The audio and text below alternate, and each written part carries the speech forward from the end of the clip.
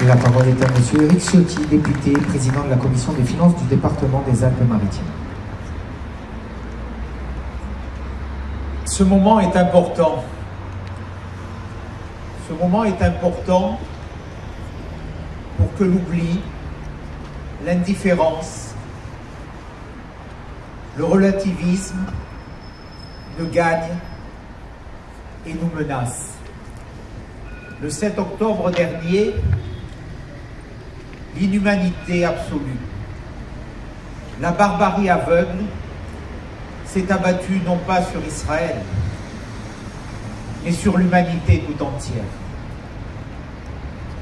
Un crime contre l'humanité s'est déroulé en quelques heures, traquant des hommes et des femmes parce qu'ils étaient juifs, assassinant des enfants, martyrisant des vieillards, violant des femmes, extraits de leur maison, de leur foyer. 240 hommes et femmes ont été pris ce jour-là en otage. Alors aujourd'hui, nous sommes là pour eux. Nous sommes là pour dire que rien ne peut atténuer, que rien ne peut expliquer, que rien ne peut excuser l'indicible, l'abomination absolue. Que le pire des dangers serait que le temps fasse son œuvre. Mes amis, vous êtes mobilisés. Vous êtes mobilisés dans votre diversité. La diversité d'élus, de parlementaires, qui ne siègent pas dans les mêmes groupes à l'Assemblée nationale, mais qui sont là, et que je salue. Éric Pauget, Alexandra Martin, Alexandra Masson, Brian Masson, Alexandra Borchio-Fontaine, deux maires, nombreux, très nombreux, qui ont répondu à l'invitation du président du département, comme le maire d'Antibes, que je salue, Jean Leonetti. De représentants, bien sûr, de la communauté juive des Alpes-Maritimes, derrière Jérôme Culioli, Franck Israël, qui viennent de s'exprimer avec des mots extraordinairement forts. Vous êtes là dans votre diversité. Nous aimerions, je le dis, qu'à l'égal de ce qui s'est passé dans des moments tragiques, tout aussi tragiques de notre histoire. Je pense au 7 janvier 2015, là où des hommes ont été frappés, assassinés, dans les locaux de Charlie Hebdo, parce qu'ils incarnaient la liberté d'expression. Là où des hommes et des femmes ont été assassinés le 13 novembre 2015, sur des terrasses de café, dans la salle du Bataclan, parce qu'ils incarnaient, eux aussi, des modes de vie, liberté, qui incarnent la France des Lumières, comme nous l'avons été dans notre ville le 14 juillet 2016. Là encore, jour de fête nationale, symbole de paix, de joie, d'histoire. Oui, nous aurions aimé que les mêmes rassemblements se fassent dans l'unité. Oui, nous devons le dire parce que c'est important. Il y a des absences. Il y a des absences qui fragilisent la République, son unité, son ciment, sa force. Alors oui, votre message est important. Votre présence l'est tout autant. Votre combat est essentiel. Notre combat, celui de la République, celui d'une République qui ne se soumet pas, celui d'une République qui ne relativise pas, celui d'une République qui se sent fraternellement unie avec le peuple d'Israël qui a été attaqué dans des conditions indicibles. Jamais je n'oublierai ces images, ces odeurs, ces paysages dévastés, celui du kibbutz de Be'eri, celui du désert du Negev où se tenait cette rêve partie, ce centre d'identification des corps à Tel Aviv, lorsque j'ai accompagné la présidente de l'Assemblée nationale et des parlementaires français pour dire que la France se devait d'être aux côtés d'Israël. Jamais je n'oublierai ces images, ces 43 minutes visionnées mardi à l'Assemblée nationale. Jamais je n'oublierai dans ce film ces deux enfants qui auraient pu être les nôtres, les miens, fuyant avec leur père tentant de les protéger avant qu'ils ne soient rattrapés par des barbares, avant que leur père soit assassiné et qu'ils réclament eux-mêmes de mourir. Non, rien ne peut expliquer cela. Rien ne pourra et ne devra jamais l'expliquer. Aucun conflit territorial, aucune revendication.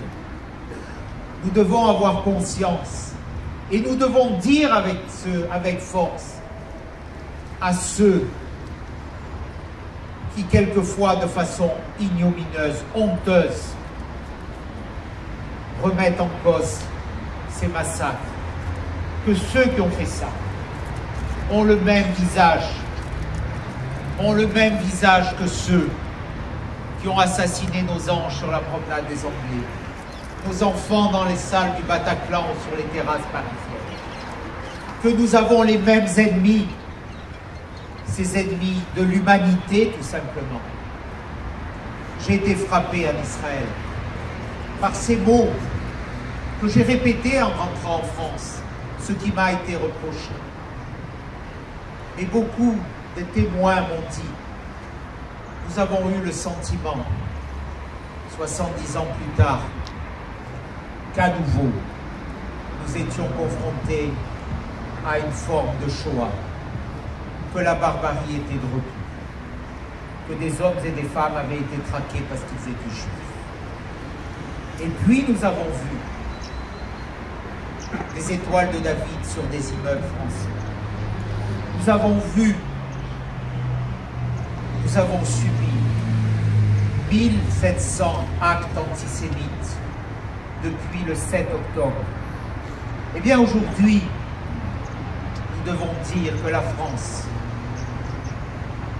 ne cédera pas, qu'elle doit être une nouvelle fois debout, jamais soumise, qu'il ne peut en la matière il y avoir d'en même temps que l'antisémitisme n'est pas une opinion qui remettrait en cause l'unité nationale pour ceux qui s'y opposent, comme je l'ai entendu, que tous les Français doivent être unis et se mobiliser, et que tous ceux qui participent à cette montée de l'antisémitisme n'ont pas leur place dans ce pacte républicain et qui doivent en être exclus.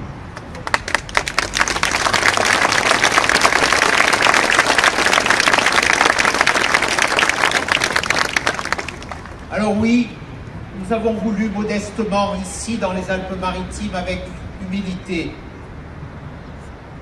devant cette porte d'entrée de notre département, à la sortie de l'aéroport, au carrefour de l'autoroute, dans cette porte de Nice et des Alpes-Maritimes, devant ce centre administratif, symbole quelque part de notre République.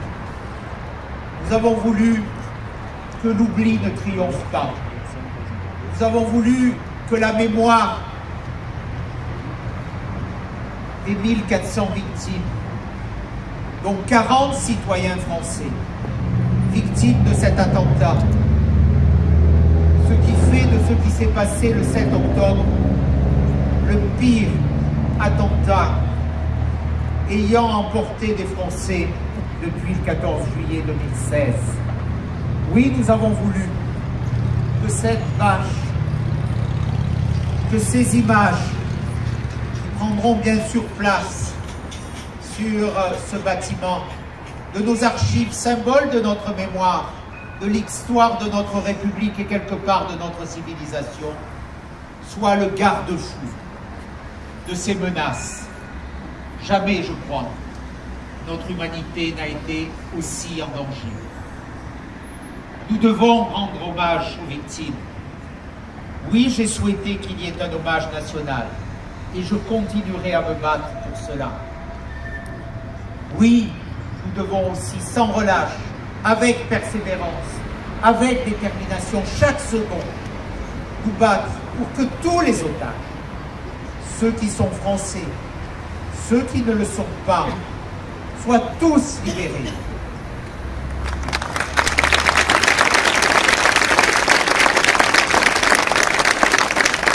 C'est dans cet esprit d'ailleurs que les parlementaires français parraineront un otage. Nous avons eu des moments dramatiques dans notre histoire. Nous nous rappelons tous ces otages détenus au Liban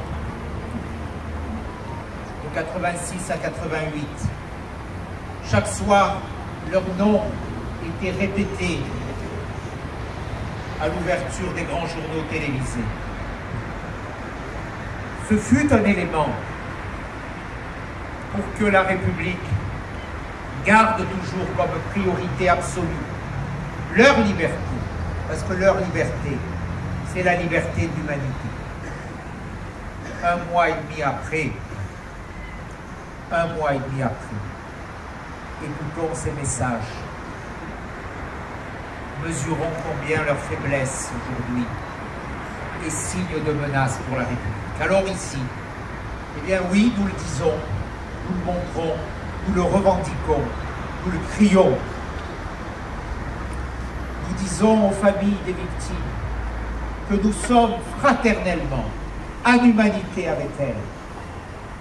C'est notre devoir, c'est peut-être notre raison d'être, c'est peut-être aussi notre protection pour l'avenir. Parce que demain, si Israël tombe sous les balles, sous le feu de cette barbarie, quel sera le prochain dans notre civilisation et dans la défense de nos valeurs?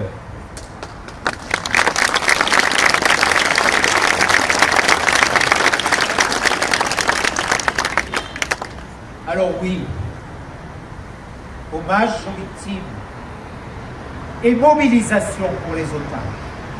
C'est le sens ce soir de ce rassemblement qui nous rend fiers d'être niçois, azuréens et français.